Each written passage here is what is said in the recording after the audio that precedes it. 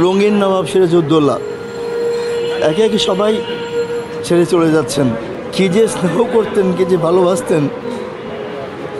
বাবার পরে যদি তার ভালোবাসা পেয়ে থাকি, স্নেহ পেয়ে থাকি, সেটা আনোয়ার হোসেন, তারপরে প্রবীণ মিত্র। অনেক অনেক স্মৃতি। কথা বলতে কষ্ট হচ্ছে। গতকালকেই অঞ্জনা ম্যাডামকে হারিয়েছি, তার সাথে তেমন কোনো স্মৃতি নেই, কিন্তু দাদা প্রথম ছবি থেকে তার সাথে সম্পর্ক। হাতে পায়ে ধরে অভিনয় ভুল হতো সেটাই শিখিয়েছেন।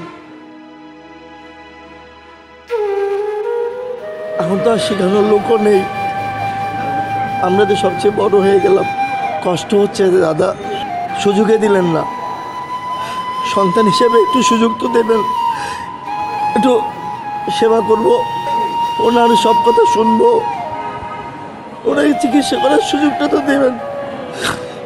দিলেন না, দিলেন না, দিলেন না। যখন বৌদি অসুস্থ হয়েছিল, আমি সেই সংসারটা দেখেছিলাম। মামাসের জন্য চলে গিয়েছিলেন ব্যাঙ্গালোরে। এই মিথুন, আকাশ, মণি সবাই ছোট ছোট।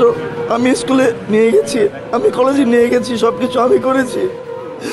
শুরুতে আমি চলে গেলাম, ওদেরকে দেখেন, আর কোনো কথা বলেনি। অনেকে তো জানে না যে আমার সাথে কি সম্পর্ক, কোনো বলিও না। আমি যে তার কি ছিলাম। সবাই দোয়া করবেন দাদার জন্য। দাদা যেখানে থাকুক ভালো থাকে।